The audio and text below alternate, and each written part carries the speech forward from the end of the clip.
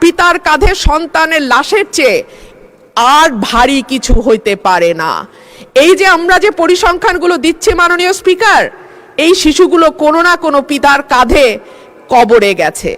সুতরাং এটাকে কেবল পরিসংখ্যান হিসেবে না দেখে একটা মায়ের কান্না, একটা পিতার আর্তনাদ, একটা পরিবারের ধস এবং চিরজীবনের জন্য একটা পরিবারে যে শোক নেমে আসে সেটার দিকে আমরা একটু তাকাই। মাননীয় স্পিকার, আমি মাননীয় মন্ত্রীর কাছে প্রশ্ন রাখছি। প্রথম আলোর খবর জানাচ্ছে শুধু হাম নয়, 10 রোগের টিকার সংকট দেখা দিয়েছে দেশে। ইপিআই এর কেন্দ্রীয় গুদামে BCG, penta, BOPV, PCV, MR, TD এই 6 টিকার মজুদ শূন্য। আইপিডি ও টিসিভি টিকার যে মজুদ আছে সেটা দিয়ে চলবে আগামী জুন পর্যন্ত। এরপরে কি হবে সেটা যদি মাননীয় মন্ত্রী আমাদের জানান তাহলে সুবিধা হয়। ধন্যবাদ মাননীয় স্পিকার। স্বাস্থ্য পরিবার কল্যাণ মন্ত্রী। মাননীয় স্পিকার, আপনাকে ধন্যবাদ। মাননীয় সংসদ সদস্য, আমি কিন্তু একজন এজেড মানুষ। Though I am looking very young, but I have got age. Don't get nervous, I am fit. কাজে আমি কিন্তু বুঝি আমার সন্তানেরা হাম হয়েছিল। I have that agedness. সুতরাং এটা বলেন না দয়া করে।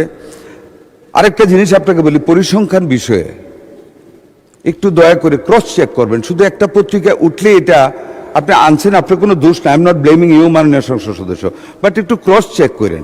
এই গভর্নমেন্ট আমরা কিন্তু we are committed to the welfare of the people.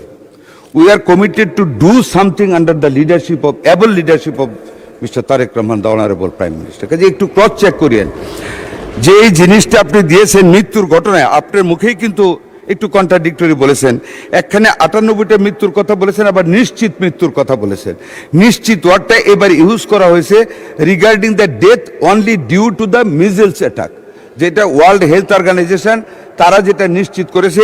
আমাদের 41 জন রোগী আমাদের এই পর্যন্ত ওয়ার্ল্ড হেলথ অর্গানাইজেশনের এবং ইউনিসেফের যৌথ সমীক্ষায় ডিউ টু মিজেলস মারা গেছে মাননীয় সংসদ সদস্য।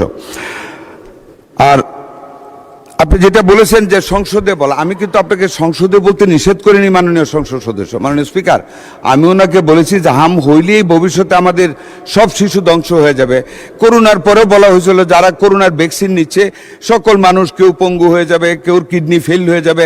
কিন্তু করোনা কিন্তু অনেক বছর হয়েছে, চলে গেছে, আমাদের কিডনি এখনো ঠিক আছে। আমিও করোনার টিকা নিয়েছিলাম।